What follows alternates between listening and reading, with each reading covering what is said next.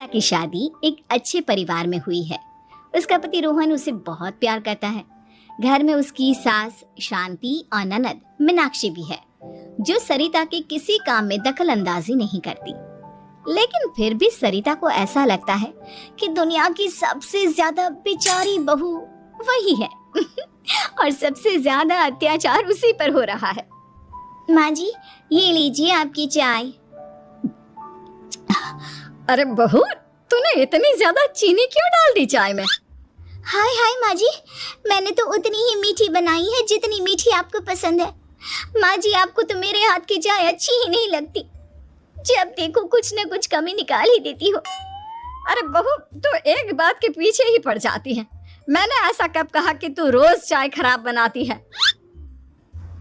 सरिता अपने कमरे में चली जाती है और फोन उठाकर अपनी माँ से बात करती है। हेलो माँ, कैसी हो आप? क्या कर रही हो? मैं तो ठीक हूँ, पर तू बता, तेरा मूड कैसा है? तेरी आवाज से लग रहा है कि कुछ तो हुआ है तेरे ससुराल में। अरे क्या बताऊँ माँ, यहाँ तो हर समय मेरे साथ बहुत बुरा व्यवहार होता है। मैंने अपनी सास के लिए इतनी अच्छी चाय बनाई, लेकिन मेरी सास चाय पीते ही मुझे 4 बातें सुना दी। बेटी, तू इतनी छोटी छोटी बातों पर ध्यान ही क्यों देती हो? तुम्हारी सास ने कुछ बोल भी दिया तो क्या हो गया, वो बड़ी है ना तुझसे। माँ ने इतना समझाया, लेकिन इस बात का सरिता पर कोई असर नहीं हुआ। अपनी बेचारी बहू की छवि वो बदलना ही नहीं चाहती। अगली सुबह सब नाश्ते के टेबल पर बैठकर नाश्ता कर रहे थे, तभी सरिता ने अपने पति से कहा, सुनिए जी, मुझे ना आज बाजार से कुछ सामान लेकर आना है।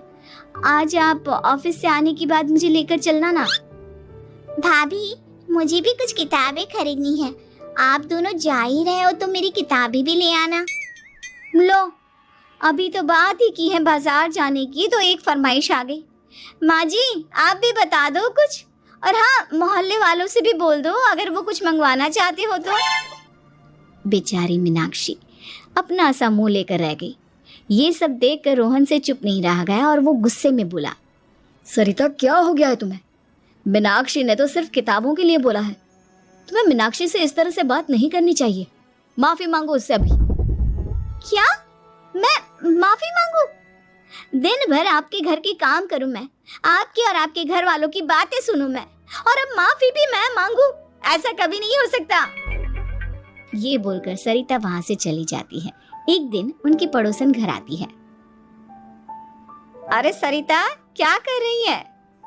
और क्या करूंगी भाभी जी, बस घर का काम ही कर रही हूँ। आप बताओ कैसे आना हुआ? अरे मैं तो तुम्हारा हालचाल पूछने आई थी, लेकिन तुम तो बिजी लग रही हो। कोई बात नहीं, मैं बाद में आ जाऊंगी। और क्या करूँ भाभी जी, जब से शादी होकर आई हूँ ना, बस काम ही कर रही हूँ। और इस घर में ना कोई मेरी कदर नहीं करता। पति है जो बस घर से ऑफिस, ऑफिस से घर। ननद को तो कॉलेज से फुर्सत नहीं। बची सास तो उनका सारा समय मेरी गलतियां निकालने में लग जाता है। अरे ये क्या कह रही हो सरिता? तुम्हारी सास तो पूरे मोहल्ले में तुम्हारी तारीफ करती फिरती है कि तुम बहुत अच्छी हो, पूरा घर तुम्ही ने संभाल रखा है। हाँ तो क्या हुआ, इसमें गलत क्या कहती है? सच्ची तो कहती है। मेरी मर्जी के बिना इस घर का पत्ता भी नहीं हिलता। शाम को जब रोहन घर आया तो उसने सबसे कहा, कल हम सबको मौसी जी के घर जाना है। उनकी बेटी की शादी है। सब अपनी अपनी पैकिंग कर लो, सुबह होते ही निकल जाएंगे। और सरिता, तुम कान खोलकर सुन लो, वहां जाकर किसी की बुराई भलाई शुरू मत कर देना, नहीं तो मुझसे बुरा कोई नहीं होगा। हाय हाय जी, आप तो ऐसे कह रहे हो जैसे मैं सुबह शाम सबकी बुराई करती फिरती हूँ। आज तक कोई कह नहीं सकता कि मैंने किसी के पीठ पीछे किसी के बारे में कोई बुरी बात बोली हो तो। अरे बस बहू, बात को और ज्यादा आगे मत बढ़ा। हमें सब पता है तो हमारे साथ क्या व्यवहार करती है। ये बात घर तक रखना, शादी में किसी को कुछ मत बोलना, नहीं तो सब कहेंगे कि शांति की बहू कितना बोलती है। हाँ हाँ, सब कुछ तो मैं ही बोलती हूँ ना। आप लोग तो हर समय फूलों की बारिश करते रहते हो मेरे ऊपर। सारी गलती मेरी है जो मैं इस घर में आई, सबका कितना ध्यान रखती हूँ, लेकिन फिर भी मेरी तो आप लोगों की नजर में कोई कदर ही नहीं है। अगली सुबह सब लोग मौसी जी के घर पर चले जाते हैं। वहाँ पर शादी का माहौल होता है। सब जगह चहल पहल होती है, बहुत सारे मेहमान आए हैं। सरिता को वहाँ बहुत अच्छा लग रहा है।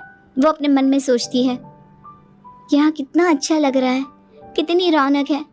मैं यहाँ किसी से ज्यादा बात नहीं करूंगी।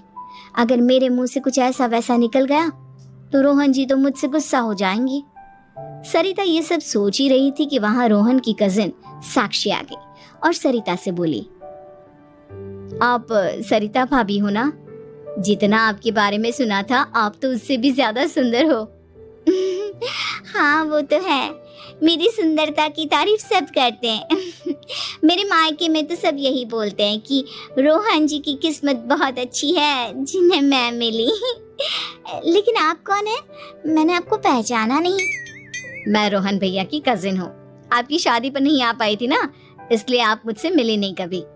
शांति मौसी और मीनाक्षी आपकी बहुत तारीफ करते हैं। क्या कहा तुमने? मेरी तारीफ? कभी नहीं। मेरे ससुराल वाले कभी मेरी तारीफ कर ही नहीं सकते। मैं इतनी अच्छी हूँ, मेहनती हूँ, लेकिन उन्हें तो मेरी कदर ही नहीं। सारा दिन घर का काम करती हूँ, फिर भी मेरी सास ना मुझे सुनाती रहती है, और पति भी मेरी सास की साइड लेते हैं।